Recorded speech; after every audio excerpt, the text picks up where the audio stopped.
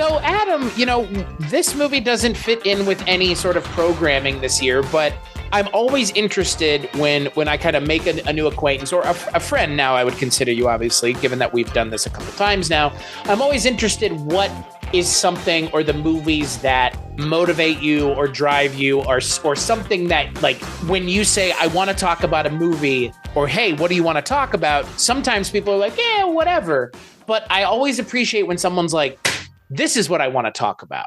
Because again, the passion behind things needs to be apparent when you're entertaining people, because people resonate with someone who's passionate. And just like the last movie we talked about, The Other, this is a movie that you were like, let's do this. Have you ever seen this? I believe, and you'll tell me, you have a poster of this in your house, do you not? I do. A Style B one sheet with all the caricatures of the cast of the film. There's several posters of this one, but the one that I prefer is the one that has all the caricatures on it. So, well, it's funny you asked that question about what gets me fired up. When it comes to comedies, I mean, everybody has a certain sense of humor is subjective, obviously, and everybody has their own sense of humor. But I'm always curious about the things that make me laugh, and I always like to see if the things that make me laugh make other people laugh. And What's Up, Doc is one of those films that, has consistently made me laugh for decades and decades, and I'm always curious to see if it does the trick for others. Well, you'll be getting your answer here pretty quickly. On this episode of the Kulturecast, I'm still your host, Chris Stachiw. I'm joined by my good friend. He is the home video correspondent for Movie Geeks United. He shows up there once a month to talk all the DVDs, but DVDs, they don't release those anymore. Blu-rays and other ephemera that get released throughout the month. Your friend and mine, all the way from another corner of the internet, my friend Adam Long. Hello again. Good to be back. And on this episode, if you've clicked on it, you know what we're going to be talking about, but we are talking about the 1972 madcap, screwball comedy directed by Peter Bogdanovich, What's Up, Doc?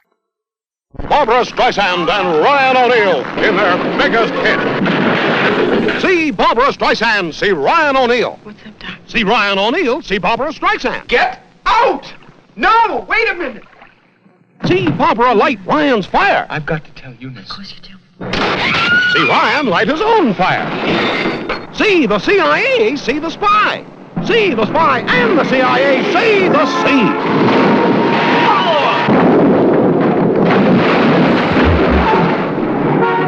See the Volkswagen get busted. See everyone get busted. He smashed my lifesavers. See What's Up, Doc, and see What's Up. Yeah? What's Up, Doc, from Warner Brothers, rated G. So, like I mentioned, it is directed by Peter Bogdanovich, based on a story by Peter Bogdanovich, with a screenplay by Buck Henry, David Newman, and Robert Benton, and it stars Barbra Streisand and Ryan O'Neal, along with Kenneth Mars and Austin Pendleton and Madeline Kahn in her first film role, even. And the film is, it's a live-action cartoon in a way that only Peter Bogdanovich could do. And it's all about Ryan O'Neal, who plays he plays Dr. Howard Bannister, a musicologist from Iowa who comes to San Francisco to try and get a grant from Austin Pendleton's Frederick Larrabee. And along the way, the case that he's bringing with him that has his rocks in it gets swapped with not one, not two, but three other cases, one with some top secret documents, one with jewels, and one with literally just clothing. Along the way, he meets Barbra Streisand and a whole host of other wacky characters in a movie that I could only explain as, like I've already mentioned, a live-action cartoon. So, Adam, I'm going to kick it to you first. Wax poetically about What's Up, Doc, because that's why you're here, brother man. Well, I'm always curious about, and of course, this is obviously your first time seeing this film, but I'm always interested about other, the first time that people saw the film, and I like to talk about the time that I saw it first. And that's what's so funny, because when I was in 10th grade, I had a really close friend, and I quickly ascertained that we had a similar sensibility in films. And this is in the mid 80s. And I was still, learning about movies, trying to delve into film history. And he just recommended to me that I see What's Up, Doc. He said, it's probably the funniest movie I've ever seen. But I don't know whether you'll like it or not. I can't say, but I think you should see it. I think it's the funniest film I've ever seen. So I said, okay, sure, why not? So it turned up on one of the cable channels. This, like I said, is probably around 1986. And I sat down and I thought it was funny. I laughed a lot, but it was only on subsequent viewings, I think, that it really started to catch on. And the more I saw it, the funnier it got, the better it got, and it has just, to me, reached a point where I think it's a yardstick by which I measure people's sense of humor that I spend time with. I mean, if I'm hanging, especially if I'm dating somebody, I always use this as one of those litmus tests. Let's watch What's Up, Doc, and see what this person thinks of it, because it doesn't make them a bad person or a good person. It just may make them a person that is not a good match for me, because if they're sitting there stone-faced and they're not laughing at this film, it's probably not going to get any better from that point on. Yeah, I love that, by the way. The audience can't see me laughing because I'm holding it in, but I totally get it. I totally get it. It as crazy as it may sound, I get that sentiment 100%. And I think it's funny because I don't think enough people like yourself and myself admit these kinds of things out loud. But thank you for saying something like that, because you're totally right. Something that matters to you, that you resonate with as much as this, it is a kind of litmus test in a lot of ways. Yeah, it's true. It's true. It really is. And there's nothing more uncomfortable than being with somebody that your potential romantic partner, and you're watching something and one of you is laughing hysterically and the other is not. That is a very uncomfortable moment that you don't want to experience if you can avoid it. So yeah, I can imagine. This is but going back to my friend, he's gone now, unfortunately. He was unfortunately killed in an accident about 10 years ago. But every time I see this film, I think about this friend of mine from 10th grade who recommended this movie and turned me on to it, because it will stay with me as long as I'm around. It never fails to make me laugh, never fails to just put a smile on my face, put me in a better mood, even though I've seen it many times and know the gags and when the gags are coming and the lines in the film. It's just the performances are so wildly over the top, but they have to be for a film like this. And it was supposedly Peter Bogdanovich's tribute to screwball comedies, and he was a big fan of Howard Hawks and people of of that nature. Those types of films, like Bringing Up Baby, is one of the ones that's cited as an inspiration for this film. And here's the dirty little secret. I think this film is funnier than a lot of the films he's actually paying homage to. Because I've seen it. And now that's not to say Bringing Up Baby is not a good movie. It is a good movie. This just happens to be, for me, a funnier one. So I have to make a confession. I have not seen a single Peter Bogdanovich film. Okay, this is a good entry point, I think. So, all right. Well, we can talk a little bit about where his career was at this point, because he was, talk about hot. His career was on fire, my friend, when this movie came out. And, I really only know him. And again, this is an entry point for me, and this will kind of age and date me. But I know him as Dr. Melfi's psychiatrist in The Sopranos, because he is, I think he's in that show all the way through the end, at least, because Bogdanovich only passed away, last year? Yeah, January of last year. Mm-hmm. Yeah. So, he was on that show through the entire run, and he's fantastic playing her. Yeah, he's great.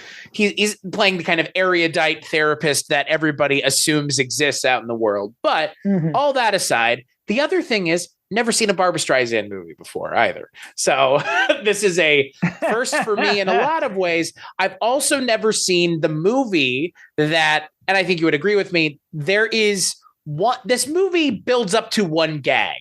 There's one joke that this movie wants to tell so badly, and they wait until the end of the movie to tell it. And I loved that they tell that joke, and I know that I get the reference. And I love that I don't have to see the movie to get the reference, because that's the other thing. I've never seen Love Story. I have seen nothing with Ryan O'Neal in it. either. So this is a first for me in a lot of ways. All that aside, this movie is so much fun. I'm really disappointed that I never took Cullen's advice and watched this movie, because Cullen Gallagher, frequent guest on this show, this is one of his favorite movies. He, like yourself, has a poster of it hanging in his living room at his house.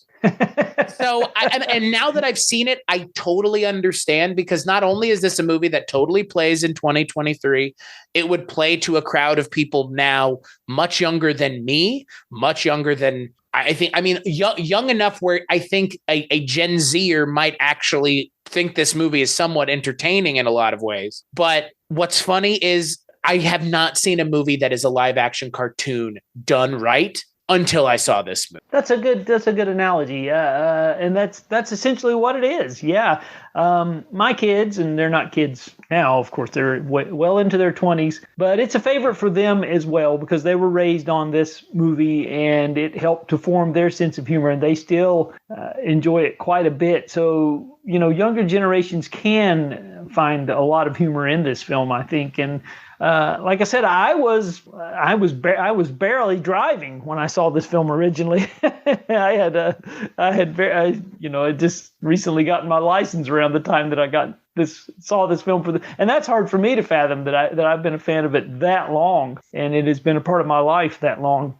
But yes, I think you're right that it would appeal to younger generations as much as older folks who have seen it, like myself. Well, and I think a lot of that goes to just how goddamn charming Barbra Streisand is, and how perfectly harried Ryan O'Neal is. I dare to say this, but Barbra Streisand and Ryan O'Neal are like the greatest comedy duo that never went and toured together. He's the perfect straight man for her brand of bullshit in this movie, in a way that pays off. It pays off in every scene, and it never gets old, because you would expect in a movie like this, where it really is Barbra Streisand and Ryan O'Neal surrounded by the insanity of everything else, you would figure by the end of the movie, it's like, I'm sick of this. I'm sick of the jokes that these two are doing together, or the gags, or whatever they're going for. But by the end of the movie, it leaves you wanting more, even though they've been at the center of the movie the entire time. They're perfect in every scene. And you would think that it would get a little rote by the end of the movie, but it keeps switching it up and doing interesting things. And then it ends on a meta joke, which ends up working just as well as all of the non-meta slapstick humor in the movie. Because I'm not saying that the movie's not smartly written, but the movie is not written in a meta way. I mean, there are some meta moments and subtext or meta expectational moments that are kind of played with. But the final joke in the movie, it leads me to believe, and I think you would agree, the people who are writing this movie understood how hard this was going to be. And they get away with the metatextual joke of all time at the end of the movie because of how good everything else is. The joke at the end of the movie shouldn't have worked, but because everything else works so well, and because everything else is so tight, the movie is just, again, like the joke at the end of the movie is what it is. But because it's Ryan O'Neal and Barbra Streisand throughout the entire movie together, that payoff at the end totally works because of how good they are together. Absolutely. Yeah, that is an excellent assessment. Yeah. And you do, obviously the final joke is going to be lost on a lot of people who are removed from Love Story and don't know about its place in popular American culture. And it was a big talking point at that time, because it basically saved Paramount Pictures. They were in some really bad financial trouble after a couple of big flops. I think one of which was Paint Your Wagon with Clint Eastwood, which was their ill-advised musical adaptation starring with Clint Eastwood and Lee Marvin as in a musical. That's I don't know what they were expecting, but that completely bombed in '69. It's still one of the funniest jokes in The Simpsons, that it feels like they're making it up in The Simpsons, but it totally was exactly what they say it was. It's like the joke is what it is. Like, it's Paint Your Wagon is wow. Yeah, and another bomb that they had on their hands was, ironically, a Barbra Streisand film, On a Clear Day You Can See Forever, which was another musical that just went absolutely nowhere. I think Yves Montand was the co-star in that one. Now, I've never seen On a Clear Day You Can See Forever, but I'm well aware of its reputation. And Darling Lily, I think, was the third flop they had. that was a Blake Edwards film with Julie Andrews, which I have seen, and it does not work. I have to admit, it's tonally, it's all over the place. It's a drama, it's a musical, and none of it works, unfortunately. Although it has a wonderful score. One of my favorite songs of all time is the "Whistling Away the Dark," which is sung by Julie Andrews in that film and composed by Henry Mancini. I think that's one of the most beautiful songs ever in the history of movies. So it does have one redeeming thing, but it did not.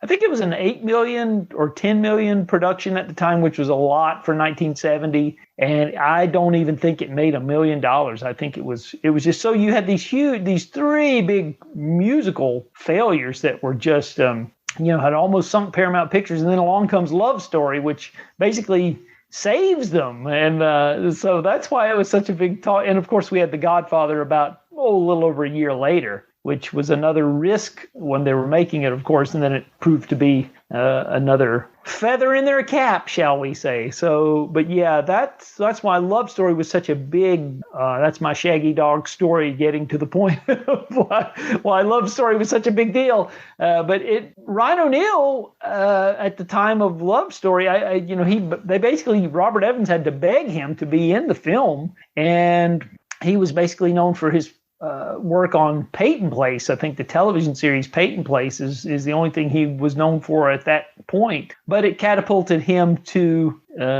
the leading man status. And so that was, and I don't think he had made another film between Love Story and What's Up, Doc. I think that's the only thing that he had done. So there may be something in there that I'm forgetting, but I don't believe so.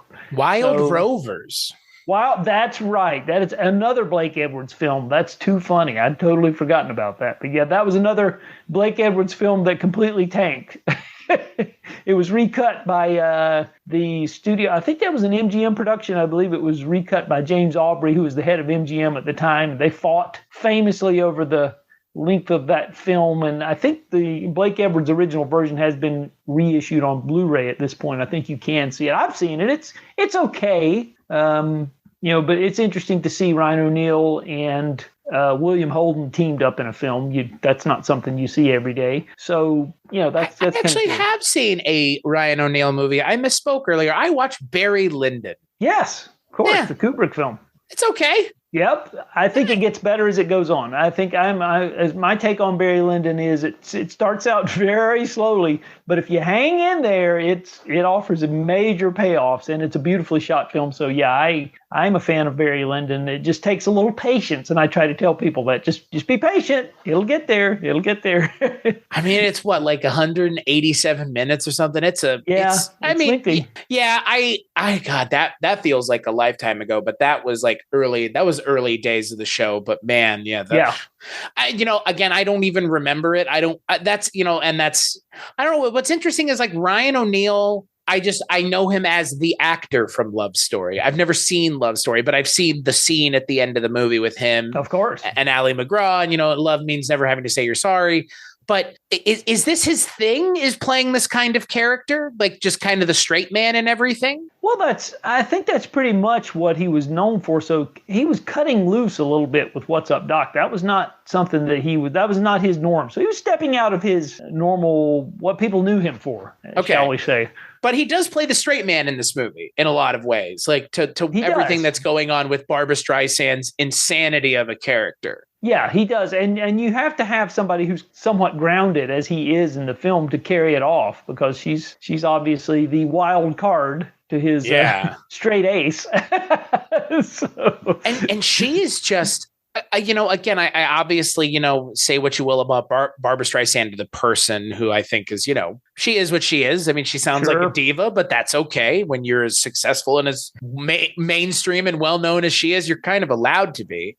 But she's so effortlessly charming in this movie. Like every time she's on screen, even though she's really putting Ryan O'Neal in a bad way constantly, just putting him in these like insane positions that he has seemingly no way out of, you can't help but cheer for her every time, because it doesn't matter that she's just kind of this, again, like you said, like a wild card, a force of nature, really. She is. That's for sure. And it's funny because everything that she does, which on the surface looks like she's making a disaster out of his life, it ends up working in his favor as the film goes on over and over and over again. Which I like that style of storytelling where it seems like the snowball is rolling down the hill out of control, but it's really not. And again, like and I think that's kind of one of the more fun things about this movie is, like we kind of mentioned, that the plot is almost incidental to what's going on. It's, it's a madcap dash for 4 bags that keep getting switched around, which, that's the plot of the movie in as many words. Like, that's about as deep as the movie needs to go, because again, it's a slapstick comedy. So you're not here for the plot. You're here for all the crazy kind of chase scenes at the end of the movie, all of the really well-written, hilarious. Like every line in this movie is almost a joke. They don't skimp on telling jokes through dialogue, which I am like, wordplay is something that I'm a huge fan of. You know this as someone who is an equal fan of Naked Gun and ZAZ films. This is like that done better. Like, I was watching this movie going, why didn't these 3 work on something else that was similar to Naked Gun? Because they totally could have. Because the wordplay and the dialogue humor in this film is it's amazing. And that's the only word I could use. It's amazing. Right. I totally agree. And, the script, we can credit some of that to the script, which is co-written by Buck Henry, of course, who had done The Graduate several years later, and later on would do Heaven Can Wait and To Die For with Nicole Kidman. Anybody from 1995? That's another Buck Henry screenwriting credit. So he was a great writer of, comedies, whether they be dark comedies or screwball comedies.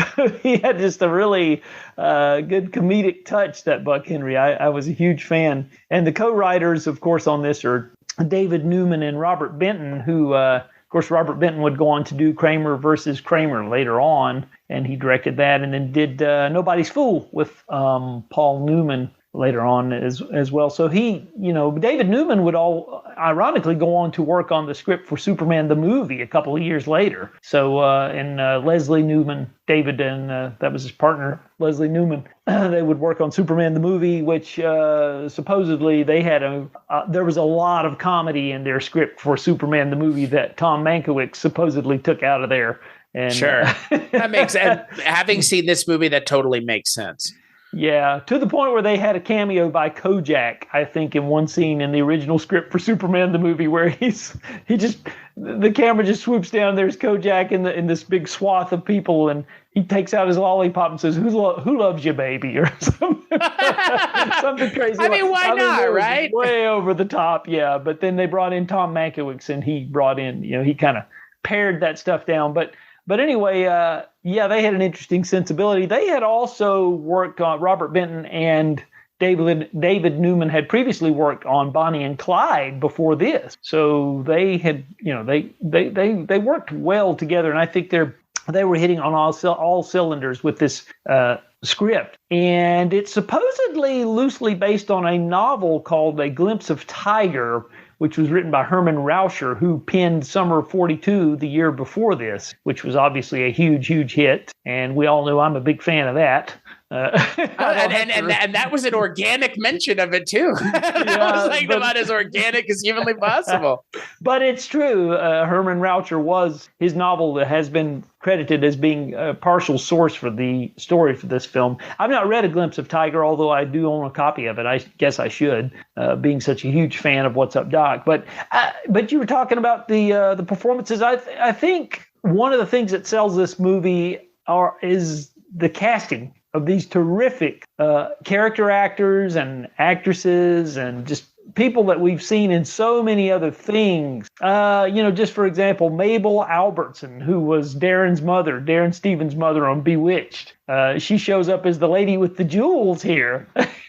Yeah. Well, I was gonna say, there are several very familiar faces from Blazing Saddles, Liam Dunn, John Hillerman.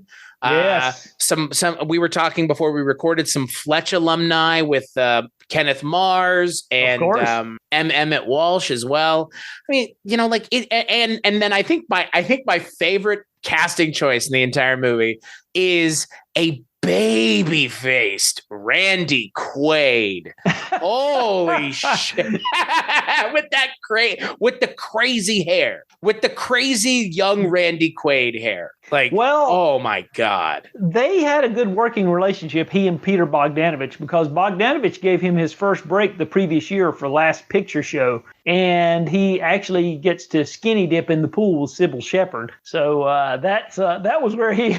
I think it was an open casting call in Texas, and Randy Quaid showed up, I believe, if memory serves me, and they continued to work together. And then they worked together in the next film, which in my opinion is as good as What's Up, Doc? Paper Moon, which I would highly recommend anybody who saw What's Up, Doc? And liked it to go to Paper Moon, because that's the next logical place you should go, because that's another hysterical homage to 30s comedies, and it also reteams Ryan O'Neal with Peter Bogdanovich, and they have a terrific, and Madeline Kahn as well, she reappears, and John Hillerman, Randy Quaid, they all return from What's Up, Doc? And Paper Moon, and terrifically so, I would say. So that's another great film that I would recommend. But yeah, Randy Quaid, he turns up as a hillbilly that Ryan O'Neal is basically a con man who's being pursued by the law. And it's a very, Paper Moon has a lot of different vignettes, I guess you would say. And one of the vignettes is that he steals a bunch of alcohol during the Prohibition era, steals it from a bootlegger's property, and then resells it to the bootlegger, basically. Not knowing that the bootlegger's twin brother is also a sheriff. Well, John Hillerman plays both parts. He plays the sheriff and the bootlegger. So he's in pursuit of Ryan O'Neal, and Ryan O'Neal has to ditch his vehicle. And so in order to ditch his vehicle, he pulls up to the property off the side of the road, and there's this old truck sitting in the front yard, and it's owned by Randy Quaid's family. So he has to he has to wrestle Randy Quaid in order to get to switch out vehicles, which is kind of it's interesting. So I mean, you mentioned it, like the casting in this movie really is fantastic, because even the smallest roles are well cast. Like the Kenneth Mars character that he's playing is, I think anybody else might have overdone it, but I think it's just the right amount of bizarre, but still kind of staying within the boundaries. Because again, he's kind of doing a pastiche, I guess, of like a whole bunch of possibly French, possibly Italian, possibly neither, and just full of shit. Like, again, the fact that I can't tell, I think lends credence to how good of an actor Kenneth Mars is. Or then you need to even mention in the same breath, Austin Pendleton just kind of doing the Austin Pendleton thing he always does. Like, I don't know how else to describe what he does as an actor, but he just does his thing, right? Like, yeah. And of course, Kenneth Mars, I am Hugh. He's so funny. I've only seen him in a handful of things. He shows up in a Twilight Zone 1985 episode. Yeah. And again, he in Fletch, he's kind of just playing a bit part where he's Barbara Stanwyck's dad, the guy who owns the Boyd Aviation. So it's what kind of a name is Poon? I believe that's Kenneth Mars, right? Yeah. I really appreciate everybody in this movie just being on the same page, because again, like this movie's not an easy ask. It looks easy, but this honestly, like the fact that this movie works as well as it does near flawlessly, tell me another one of these movies that's come out in the last 40, 50, 60 years that even comes close to the amount of jokes that work, that don't feel forced, that this movie has. Yeah, that's a good point. That's an excellent point. Yeah. And to speak to your earlier mention of Kenneth Mars, yeah, he turns up. He had a working relationship also with Mel Brooks, obviously, because he's in Young Frankenstein and the producers. And then later on, he appears memorably late in his career in Citizen Ruth, which was the first film for Alexander Payne with Laura Dern. It's the satire on abortion, if there is such a thing. I have never heard of that movie, but I would be interested to watch it, given that my God, Alexander Payne is he's a Nebraska boy from way back from literally when he was born. Yes, that's true. If you have not seen his first film, it's a knockout. It's great, and Kenneth Mars is in it. I think he plays an abortion doctor but it's basically two sides. Like there's pro-abortion people and anti-abortion people, and they're paying off Laura Dern. One will pay, she's going to take whoever gives her the most money to either keep the baby or abort the baby. So they're basically taking. I don't want to say too much about it. You have to see. Holy shit. How is nobody else? Honest to God, dude, whenever you and I do a show together, you mention movies that I'm like, I'm going to watch this, and I don't know how nobody else has mentioned this to me. Yeah, Citizen Ruth is a must see. It's really good. And Kenneth Mars turns up, and it was made, I think, I want to say that was like 98, something like that, 97, 98, somewhere in that range. But it's a really good film debut for Alexander Payne. You could see why he went on to great films like Election and Sideways and so on and so forth, because it's very well done. I don't think I've seen any of his movies. Yeah, I would recommend them. He's very good. I tremendous fan personally of Sideways and just Election. Okay. Nebraska. I have seen Sideways. Okay, I have seen Sideways, yeah. Which I liked. Sideways is good. Yeah, if you get on its wavelength, which I did, it really appealed to me a lot. So yeah, but Citizen Ruth is, like I said, features an interesting later career turn from Kenneth Mars in there. So yeah, he turned up. I guess the point I was trying to make is that he would turn up for pretty regularly for close to 50 years before his unfortunate passing. But Austin Pendleton's still with us, thankfully, and every now and then we see him. But yeah, he kind of does the same thing, like you said, in just about all of his films. I don't know what to call it. Like I don't know what you would call it, but like he's just, there's something about him. There's something about who he is and the energy that he has, that every role that he does, it's like, yeah, I understand why you're playing that role. Like it makes perfect sense. Cause it's just like, he just seems like a really nice human being. I don't know how else to describe it. Like he's obviously a guy who works a lot on Broadway and on stage a lot. Mm-hmm.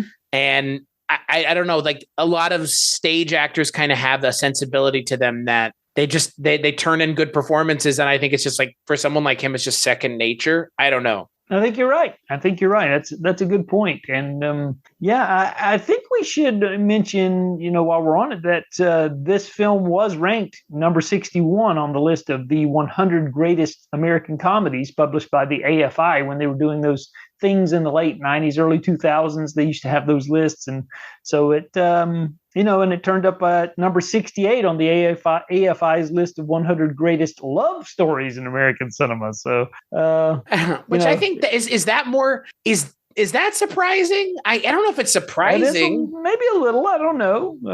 I mean, it is a romantic comedy, right? But the romance feels incidental. It's not.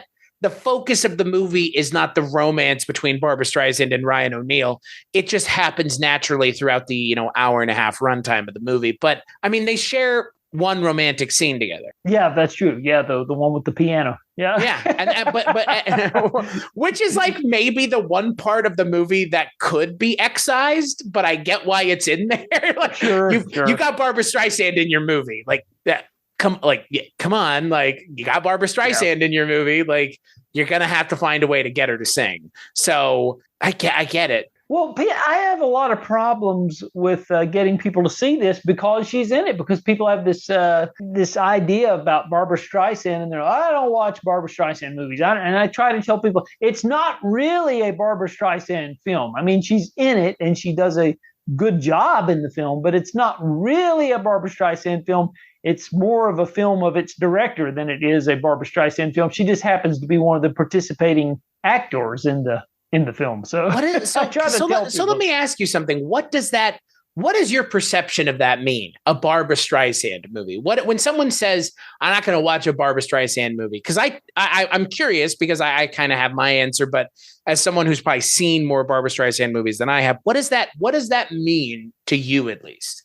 Well, I think people have this idea of just musicals, because she's so well known for Funny Girl and Yentl and A Star Is Born, and as we mentioned, On a Clear Day You Can See Forever, and there's so many of those musicals in her on her resume that I think people have this idea that it's all musicals and musical comedy, and they don't realize that she's really an adept comedic actress when given the opportunity, and that they just have this preconceived notion, I guess, of what she does, and this is not that. Is what I try to tell people. This is not that. You'll see. And you'll also see a lot of character actors in here that will make you feel instantly comfortable, as we just talked about. And another one, Sorrel Book from the Dukes of Hazzard, Boss Hogg. He's one of the people who's out to steal the duffel bags. So where else are you going to see a film with Barbra Streisand and Sorrel Book? Let's put it that way. Well, and I think, it's an interesting point. Like it again, I guess my interpretation of that statement is the same. It's like, oh, it's just going to be a bunch of bullshit singing, and it's going to be kind of I guess, I don't like, are they assuming that the movies are also up their own asses? Like, is that also the other thing? Because I guess Streisand is considered such a diva that must go. Like, I don't get it. Cause like, again, I have not seen a single Barbra Streisand movie other than this one. And this one's pretty good. But again, to your point, like, it's not really a Barbra Streisand movie, and she's good in this movie. But if it was just her being a great performance and nothing else, this movie wouldn't work. Everything else has to work just as well. She's a part of this movie, because this movie is, in a lot of ways, similar to Naked Gun and other comedies. This movie feels, in a lot of ways, not necessarily like a movie, but like you're watching someone putting together a machine in front of you that starts to work all in tandem the longer it goes, and you have to see them place these pieces. And as they're placing the pieces, they don't place them incorrectly at any point in this movie. There's not really a joke that doesn't land. Like I said, there's a moment in the movie that doesn't work for me, and that's the moment where the movie's pace grinds to a literal halt so that Barbra Streisand can sing a song. But like everything else in the movie, all the jokes land. And I can't even remember a movie where all the jokes land. Like, that's not a thing. Right. Even Naked Gun 1 has jokes that don't land. Even Airplane has jokes that don't land. And it's not that they didn't land then and they don't land now. There's just some jokes in Airplane that don't land. I think every joke in this movie actually hits the mark, which is shocking in a way, because that's almost an impossibility. Well, yeah, that's a good point. And I think that, it's interesting to mention the genesis of the script for this film, because we were talking about it earlier, who it was written by. But the whole project actually started, I think, when John Calley, who was the head of Warner Brothers, he called Peter Bogdanovich into his office. And Bogdanovich at that point had only, I think he may have finished shooting The Last Picture Show, but it wasn't out yet. But he was looking for his next project. And this is like early 1971. And he asked him if he was going to put Barbra Streisand in a film, what kind of film would it be? And he said, well, a screwball comedy would be my choice. And so that's kind of how the ball got rolling. But she had a limited window of time where they could get this done. And so they basically, the information I'm getting that in my research was that they had to start shooting in August of 1971. And this was like May, and they didn't even have a script. So they put together a script with two different sets of writers. There was first the Robert Benton and David Newman that had done Bonnie and Clyde, as we just mentioned. And then Buck Henry came in and did his polish or whatever, his second version. And so they went through 3 drafts, both of them. And so there was a lot of work getting the scripts in shape between May and August of 1971. And so then they started filming in August, and the film was actually released in March of the following year, 72, which is pretty amazing, the turnaround for all of this elaborate stuff. And we can get into the big chase sequence through San Francisco. That supposedly accounted for about a quarter of the film's total budget. What a surprise, said no one. I know what it's look, I have never seen the movie that inspired it. I have not seen Bullitt, and I feel like a ding dong for that, because that's one of those San Francisco movies, and as someone who was born across the bay from San Francisco in Walnut Creek, someone whose mom grew up in San Francisco, someone who likes to think that they are at least keeping in mind the history of their family and stuff like that. I've never seen one of these San Francisco movies, but it kind of doesn't matter because the chase scene is so good on its own that it might be a spoof of chase scenes, but it's almost more impressive than anything else someone could do with a car. Yeah. That's true. Like it's like there are cars in this chase scene, but they're in a fucking rickshaw, like, or not even a rickshaw. It's like a delivery bicycle. Yeah, that's right. Yeah, it's and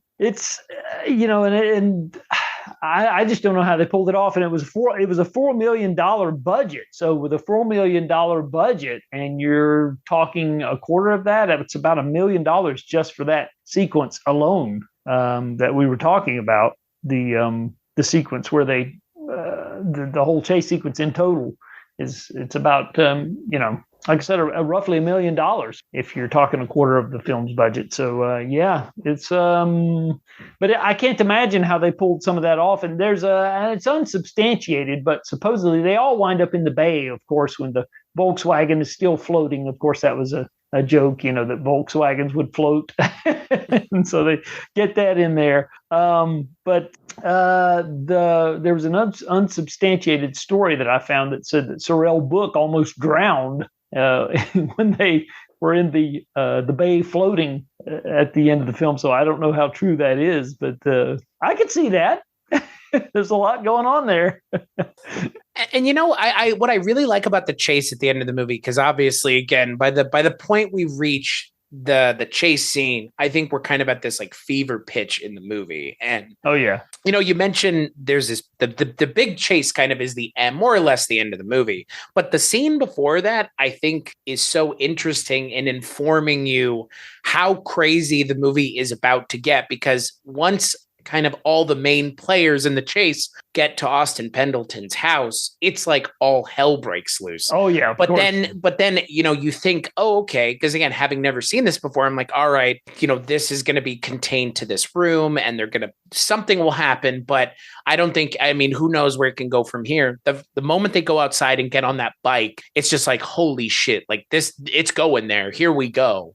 And the moment you realize that the bike is going to be the focal point of the chase scene it's just, again, like it's totally cartoonish, but because they avail themselves to do something so cartoony, it ends up being so much more technically impressive. But I really like the scene beforehand too, because you get all the players that are going to be kind of crucial to the chase scene in that scene. You get Randy Quaid beating people up. You get Austin Pendleton beating people up. You get Kenneth Mars taking whipped cream pies to the face over and over again. And it's again, like that scene is a really great kind of interpretation of slapstick comedy done and cartoon comedy done in real life, because you've got people getting knocked over by things and pratfalling. Essentially, it's again, like nobody else is doing this, and it's because it's not easy. No, I can't imagine all the planning that had to go and the choreography that had to go into shooting this. Logistically, I can't imagine what all was required. When you see it, it's a I call it a slapstick ballet, is what I would call it, because it pretty much is just the way it's so perfectly timed, and this I don't know, I'm in awe of it every time I see it. From a technical standpoint, the movie's funny, but technically you look at how they're pulling this stuff off, and it's quite impressive. Well, and I think we'd be remiss if we don't mention the pane of glass. Oh yeah, of course. It's like, again, so as we all kind of expect, when you have a chase scene, you're going to have a pane of glass show up somewhere that someone's going to drive through or run through or possibly try to avoid. And we see every derivation of it in this movie in one scene, because the movie tricks you into thinking, okay, you're going to see somebody go through it. and they don't. But then the movie does the smartest thing possible, and the bicycle can't go up an incline, so they have to turn around and go right back through the same intersection. And it's just the logical conclusion of the guy on the banner flying into the pane of glass.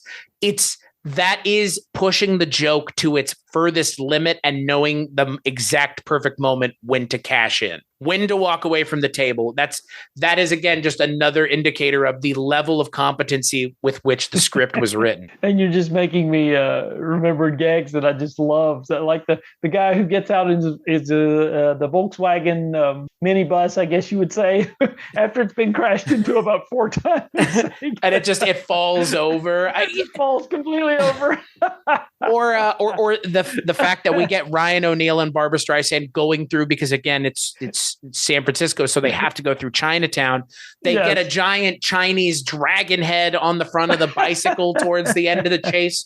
They understand kind of, if you're in San Francisco, a very iconic city with trolleys and a large, again, Chinese and Asian population, so much that Chinatown, I think when we think of Chinatown, in this country, you think of San Francisco's Chinatown or maybe New York's, but I always think of San Francisco's Chinatown when I think of Chinatown. Like, you have all of these things to play with because you're in this city. And on top of everything else, you have the natural hills to necessitate. Again, I don't know what the topography is like where you live, but they couldn't do a chase like this here. It's way too fucking flat. But in San Francisco, they have the hills.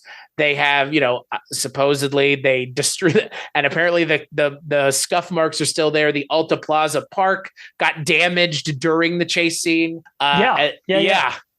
But like, you have a moment where they have the crossing trolleys and they go in between them. Like they know what they were doing, and they know the exact kind of gimmicks that being in San Francisco can yield, and they do all of them. The only thing I was surprised is they didn't do the windy street. I'm surprised too.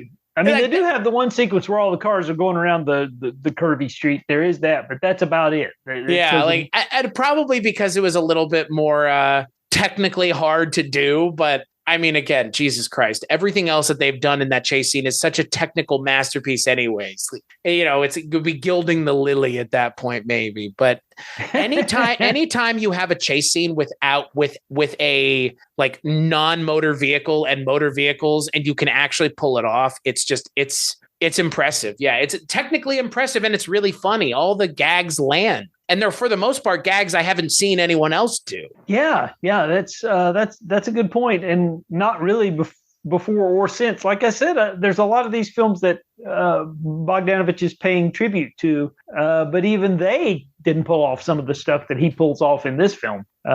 This is totally a different kind of animal, even though it's paying tribute to some of these earlier films. But it's interesting to note where his career was at that point, because he had done Targets, obviously, for Roger Corman, which had gotten him some cachet. It was a controversial film about a guy who just starts randomly shooting people, for no reason at all. That was his first film. And it's Boris Karloff's second to last film. And essentially what happened was Bogdanovich was obviously a film critic before, and he really wanted to venture out into making films. And so he had gotten to know Roger Corman to a certain degree. And Roger Corman said, listen, I've got Boris Karloff owes me a couple of days of shooting. And I've got some Karloff footage that we never used for, I think it was Dementia 13, I want to say was the film. And anyway, he said, he owes me some work.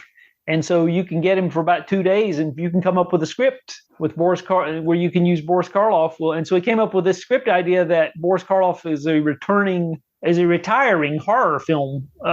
Basically, he's playing himself, obviously, but he's retiring from the horror movie business, because he says that the real life horrors cannot compete with the horrors that he does on screen, or he can't compete with the real life horrors. The horrors that he's doing in the movies can't compete with what's really going on. And then this guy suddenly just leaves his home one day and goes on top of a tower and starts shooting people. I was wondering if it was a Charles Whitman thing. It's similar. It's very similar. I figured it was. But a guy who just goes and starts shooting people is like, is this a Charles Whitman thing? Like, is this? It is. I mean, again, I grew up in North Texas, so like that's sure, yeah. And so this was and of course their characters converge at the end of the film. I don't want to say too much about it, but the Boris Karloff character and the assassin converge at the end of the film in a pretty memorable way, I would say. And you just have to see it to think. That's coming out on Criterion, by the way. They're putting that out on a Blu-ray in about 4 months, I think. So it's coming soon for the first time ever on Blu-ray. I'm that again. God damn it, Adam! Stop adding movies to my list of things to watch. I'm not even joking, man. Like everything you mentioned is like, I gotta watch this now. I gotta watch this now. Yeah, Targets is pretty effective. It really, really is. And Bogdanovich has a pretty substantial role in the film too. He's in it as well. I think he plays Karloff's agent, or he's somebody connected to the Karloff character. But the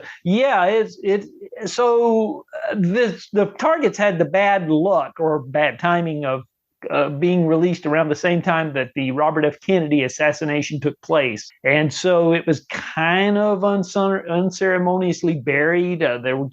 They didn't want to get behind it too much, because of what was going on in the culture at the time. So Targets was critically well received, but just didn't quite make the career for Bogdanovich that he had hoped. And so he was, still looking for that thing that would kind of put him over the top. And of course, he found the story goes that he was in a supermarket and saw a paperback, The Last Picture Show.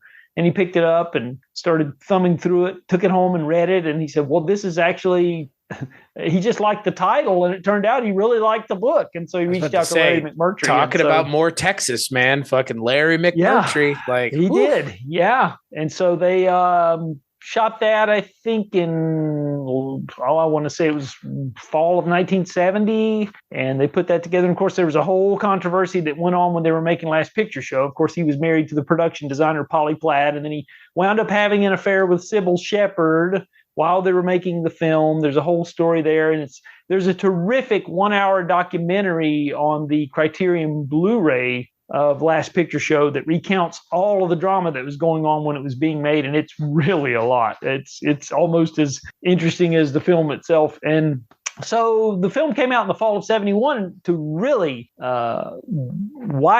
was wide praise just about everywhere.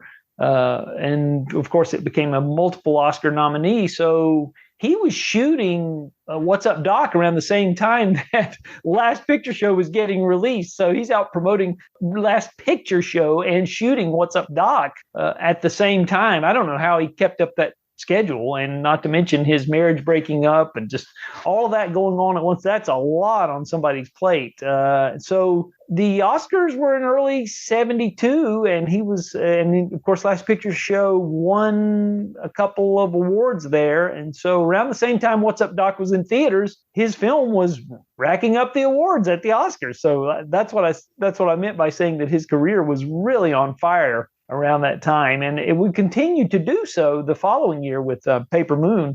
Was just about as big of a hit as the other last two films, Last Picture Show and What's Up, Doc. Paper Moon continued, but after Paper Moon, things got pretty bad for him for a while. And there's always been a rumor that Polly Platt, his ex-wife, who continued to work with him after they split up, she left. She just couldn't work with. She said, I can't work with you anymore, and she just basically stopped their professional relationship after Paper Moon. And the films really went down in quality in terms of, I think some of them are not bad. None of them are total disasters, but the critical reception for those films that he released after Paper Moon up until the late 1970s, there were some really, things went really bad for him really quickly. There was a musical that he did with Sybil Shepherd and Burt Reynolds, At Long Last, Love, which completely tanked, and ironically is one of the most valuable Blu-rays out there now. If you have a copy of it, it's going for a couple $100 on eBay. But does Burt Reynolds sing in that movie? He does. He does. Sings and dances. Yeah, in his tuxedo and all that. So I've seen Pierce Brosnan singing in Mamma Mia enough to know that that's not going to work. Yeah, it's the same kind of thing. But yeah, he does these Cole Porter songs. I think it's Cole Porter songs. I think, and he's got a thing for Cole Porter. I don't know if you noticed in What's Up, Doc. In the elevator, they're singing. Yeah. Well, over the beginning credits, there's You're the Top, which Barbra Streisand sings solo. And then over the end credits, you get Ryan O'Neal and Barbra Streisand singing together.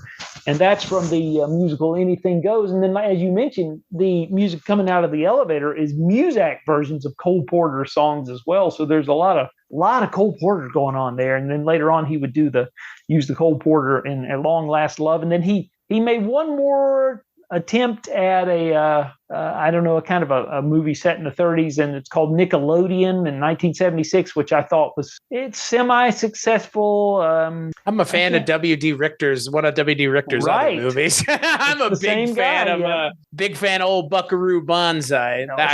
Sure. I saw that. I was going to ask you, is Bogdanovich's perception, is he a comedy director? Like I don't looking at his filmography, again, having seen literally nothing else, I don't understand. His body of work doesn't seem to have a singular genre to it. It doesn't. It's kind of all over the map. I guess the only two things that he never did, I don't think he ever did a Western, and he never did a horror film that I'm aware of, but everything else is there. Yeah. Even the, Mask was a big hit for him with Cher, and, the story of Rocky Dennis with Eric Stoltz. Yeah. And I saw that in the theater when it came out. I saw that opening the week it opened, and really, really completely moving film for me then and now. And so that was kind of after many years in the wilderness. And of course, everybody knows the story about his romance with Dorothy Stratton in the around 1980 when he was making. They All Laughed with his good friend John Ritter, and so he made that. And of course, she was murdered before they even finished editing the film, and so he had to go back after her death and look at the dailies and the footage and put it together. This person that he had fallen in love with, he had to deal with that every single day, go back and look at this footage of her after her husband had murdered her. I don't know how he did it. He wrote a book about that, of course, called The Killing of the Unicorn, which is interesting, in case you don't know that story. I just I'm sitting, the look on my face might be giving that away. Yeah, that's, they fell in love, and it was a very deep, passionate love. And when they were making They All Laughed, and then she went back to break it off officially with her husband, and he kind of knew that's what she was there to do. And so he made sure that didn't happen. He killed them both, her and then himself. And it was a horribly tragic end to her. She was just in the beginning of her career. So it's Bogdanovich had a really sad life in a lot of ways, because he started out the decade of the 70s with these big hits, and then not only did his career suffer, but then he had this personal turmoil that I just can't imagine. I've thought about that many times. How do you go and edit a film with the person that you were romantically involved with after they've been murdered brutally? And have to sit there and because you can't you got to move on. The show must go on, as the saying goes. But to be faced with that on a daily basis, I can't imagine. That's insane. That's the thing. I feel like for whatever reason, Bogdanovich as a director is just a blind spot. And I don't know why. Again, that's why I ask, what is his perception in the industry? Because best I can tell, most of his movies they seem to be their own thing. Yeah, they are. Well, he had a fondness for the directors of his childhood, as most of us do. That's kind of the way it goes. We love the people we grew up with, and he was no exception. He loved Orson Welles and John Ford and all those guys, and Howard Hawks, and he became friendly with them, to the point where Orson Welles was basically homeless at one point, and so he let him come and live with him.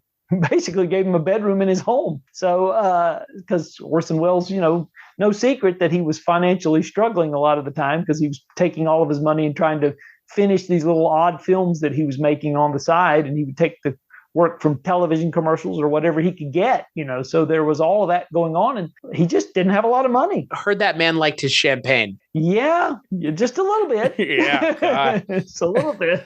That's crazy. That's interesting. Yeah. This movie was not at all what I was expecting when someone says a Peter Bogdanovich movie.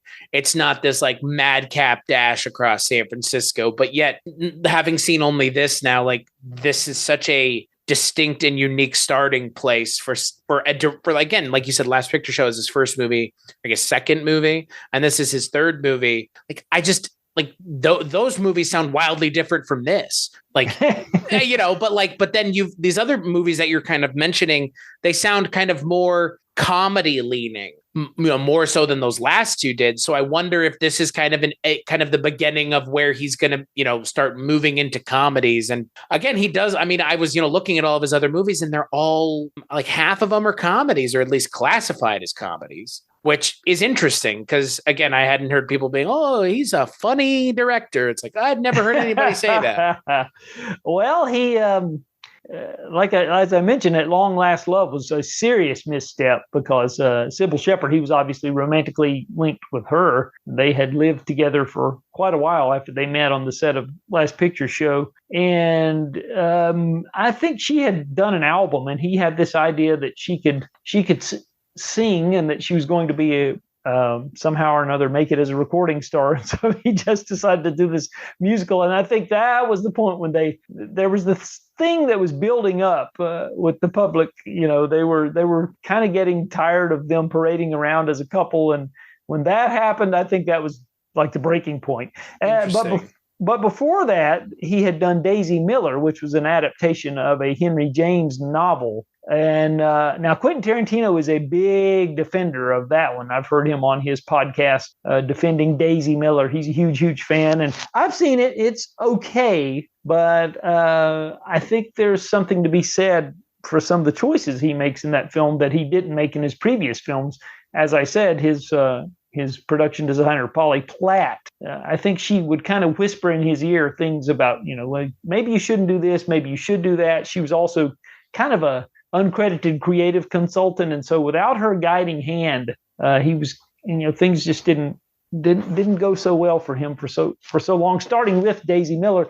And that was part of, don't know if you're aware of this or not, but there was a company that Francis Ford Coppola and William Friedkin and Bogdanovich signed on together. There was a company called the Directors Company, and the three of them had a contract with Paramount where they would do so many films, the three of them together. And it was a big deal at the time. I think it was announced in 1973 or something that they were all teaming up, these three big wunderkind directors, and they were going to join forces, and they were in this new company called the Directors Company. And I think the only film from the Directors Company that actually came to light maybe was Paper Moon. You'll see when it during the opening credits, if you watch it, it says the Directors Company presents. I don't think any of the Friedkin did any films for the Directors Company, and I'm thinking Coppola, I want to say maybe The Conversation was part of the Directors Company. I think you're right. Yeah, I think so. But that was kind of a disaster as well. So it didn't go so well. So there were a lot of missteps there following Paper Moon. So it sounds like Bogdanovich just had a career of stops and starts. I mean, not every director has a career with as many ups and downs as it sounds like he had. Which, I mean, again, better to have had ups and downs than no ups at all. That's true. But when in the early days, when he was good, he was good. I mean, you can't deny those first four films, like I said, Targets and Last Picture Show, What's Up, Doc, Paper Moon. It's hard to argue with the quality of those films. I mean, they are really, really top-notch films, all four of them. And it's hard to quibble. Well, and I'll tell you, it's hard to quibble with this movie because this movie was a lot of fun, and it's definitely. I mean, it's a movie that I'm going to definitely suggest to more people that I know either haven't seen it or maybe haven't seen it in a while, because it does have a wide, I think a wide appeal. And again, if you can quote get over the fact that it has Barbra Streisand in it, which again, as someone who had that in their mind before this, but was willing to watch the movie because it's just a movie. It's not like I'm going to watch it and at the end of it, I'm going to be dead and murdered by media. It's just a movie. Just sit down and watch it. If you give the movie the opportunity, and again, like you said, just know that it's, quote, not actually a Barbra Streisand movie, whatever the hell that actually means. The movie rewards a viewer who is engaged. And I think the movie keeps you engaged throughout. And these kind of movies, these kinds of comedies, the reason Naked Gun got canceled canceled is because you forced you to, quote, actually watch the show. This is one of those movies where, and you kind of mentioned it at the top, it rewards repeat viewings because you should and will, and I already have since I've watched it twice, find different things and notice certain things and pick up on different things that you maybe didn't pick up on the first time you watched it. Yeah, I think that's all true. Yeah, but I would recommend those who haven't seen it or aren't familiar with it or just write it off as one of those Barbra Streisand films to give it a shot. It's certainly worth investigating, and I'd find it very shocking if you didn't find something to laugh at. I mean, there's so many great gags in there, and a like variety of gags too. It's not just one kind of gag. It's not just slapstick comedy. It's not just dialogue humor. It's not just metatextual jokes. Like it's everything. And I mean, again, like it's not always funny, but I think this movie is for the most part always funny. And I think that, again, when you have funny people who know how to be funny, it helps when you're trying to have a funny movie. It's the other thing. No, I don't think anybody in this movie doesn't know how to be funny either. I mean, a lot of these actors are comedic actors, but a lot of them aren't necessarily considered comedic actors, like Barbra Streisand, like Ryan O'Neal. This is all true. This is very, very true. Yep. So, yeah, it's like I said, just never fails to put a smile on my face. And if you're dating somebody and you think it's funny, use it as a litmus test, like I do. It's always good for that. That's fair. That's fair. Yeah, no. Thank you for bringing this one to my attention again. I had it mentioned to me before, but definitely had just not gotten around to watching it. And hey, any movie that ends with Bugs Bunny and Porky Pig on screen because it knows it's a cartoon and it transitions into a cartoon at the end, I'm always a fan of. I mean, we didn't even mention that, but that moment is 100% earned, and it totally works. It totally works, and it's super. I think it's the second most meta moment of the movie behind the kind of love story reference. That's true. I just for some reason I was just thinking of the gag where Madeline Kahn is where they send her to the wrong address. Barbra Streisand sends her to the wrong address on purpose. What are you doing with Howard's rocks? Those aren't. Those are his rocks. Oh my God. Yeah, we barely even mentioned Madeline Kahn, but she, it's not that she's not given a lot to do, but she is kind of playing a specific kind of character in this movie. But I think she's really good. I like Madeline Kahn a lot. Obviously she's such a big part of Blazing Saddles, and I love what she's doing in this movie, kind of playing the harried girlfriend who gets a happy ending in the end.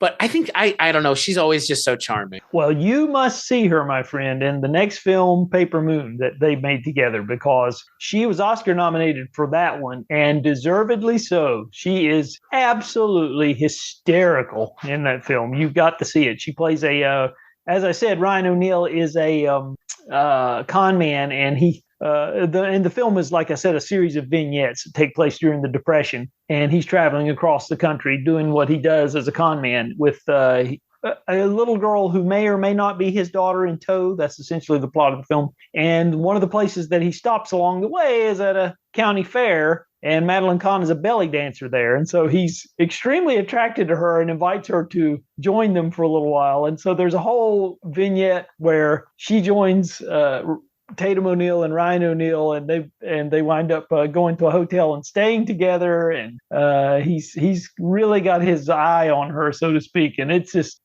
is just terrific. The actress who plays Madeline Kahn's assistant in the film, her name is PJ Johnson, and I interviewed her for I guess it was the 45th anniversary of this film. I think it was. I interviewed her for Movie Geeks United, and it's out there. You can see it on YouTube or whatever, our website. And she had a lot of good things to say about Bogdanovich and making the film and working with Madeline Kahn. But the two of them together, what a team in that film. I mean, I'm glad to hear that Madeline Kahn was also probably a good person as well, because she's so effortlessly charming. Oh, yeah. And anytime she's on screen, I don't know. I mean, in this movie, she's playing, again, very atypical of what I had seen her as, the character in Blazing Saddles, which is in and of itself such a I don't know. It's such a fucking great character in such an already great movie. But like here, she has to play a very specific role and it works. Like I wouldn't think such a big personality actress would be able to play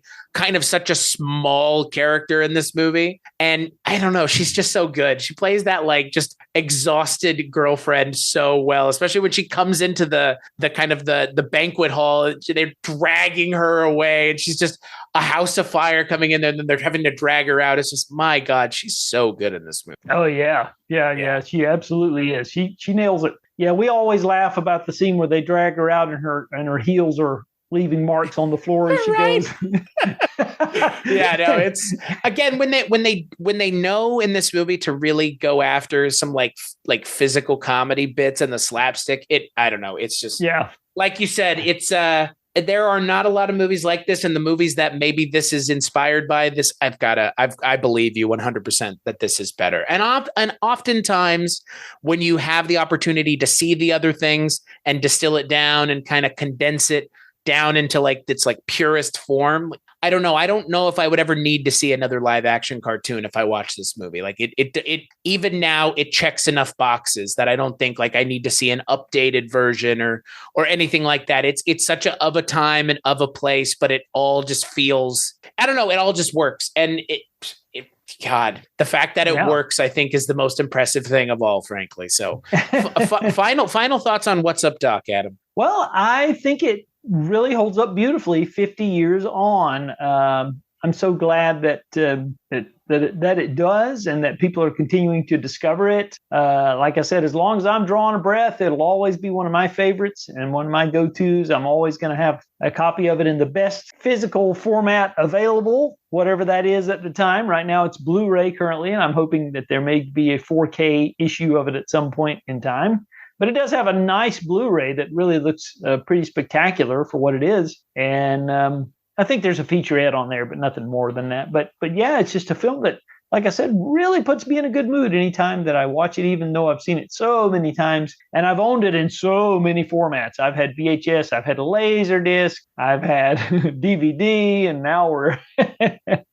Oh, and there is a commentary on the Blu-ray too. There's two commentaries, I believe. I think there's a scene-specific commentary with Streisand and Ryan O'Neal, I want to say, and then there's the actual director's commentary with Bogdanovich. So if you want to get more into the nuts and bolts of the film and what it meant to them and what it was like to be there making it, you can get that physical release and listen to those commentaries.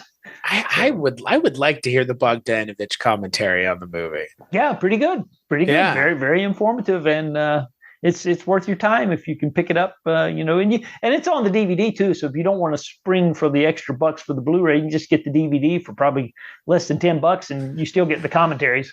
Pennies on the dollar at this point. Pennies on the dollar. Yeah, DVDs. Where does one even buy a DVD anymore? Like, God. I'm still shocked, not to digress, but I'm still shocked that the largest percentage of physical media that's being sold today is still DVDs. I know, it's amazing. Wild. Anyway, go ahead. Where are people buying them? I don't know, but apparently people are buying them en masse still. Yeah.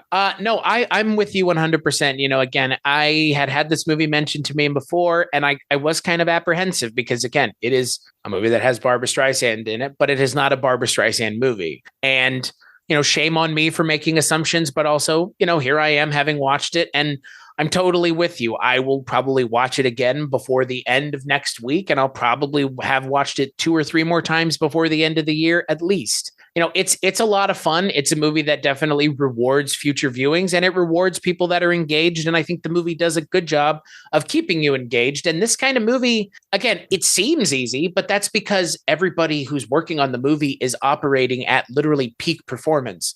This movie making this look easy means it's immensely harder than you would even imagine it could be. And this movie sings along and is just, again, it's damn near perfect movie. There's nobody miscast. There's really only one scene for me that I have a quibble with. But again, it makes sense why it's there because, again, it has Barbra Streisand in it. And I would have put that scene in my movie too in 72 with Barbra Streisand. And you would have. And anybody with half of a brain would have. But all of that aside, I'm so glad that I have now seen this movie, and I'm glad that I was able to talk about it with someone like yourself who is as, again, as passionate about it as you are, because you're totally right. It's a movie that if I were to watch it on a bad day, it would probably put me in a good mood as well. Because by the end of the movie, when they land the love story joke, and then they have Porky Pig singing you out, out to your car, or leaving or turning the screen off, it's totally earned, and it puts you in a good mood because it's a really well done comedy. And hey, man, that's not easy, especially now. It's not easy, but even then, it wasn't easy. So it is true. It is true. So until the next time you and I do an episode together, Adam, where could people find you on the internet if they were looking for you? Oh, you can go to focusnewspaper.com. I have a weekly column that recounts all of the latest theatrical releases and home video releases. And then we do our podcast where we jabber on for about an hour or so about all the latest physical media releases on moviegeeksunited.com. You can find that. It's posted about once a month. Jamie Duvall and I, we've been doing it for almost 10 years now. And you can find us on all the regular places, Stitcher and Apple Podcasts and all those wonderful places where you go, Spotify, all that. Yeah, I was gonna say it's always about Apple. That's where it is. It's like I think the number is like 75% at this point. Sounds about right. Yep. Yeah. So as for this show, you can find this show over at weirdingwaymedia.com and Kulturecast.com and all the places that you've been hearing me mention for the last damn near almost a decade here as well. So yeah, I get it. But yeah, that's where you can find me. That's where you can find this show. Patreon, as always, is a thing if you want to help out financially, but like, rate, and review wherever you get the show, which is more than likely iTunes. Adam, thank you so much for joining me, man. This was fun, as always. Oh, yeah, I totally enjoyed it. Totally a blast. And as always, we'll catch you on the next episode.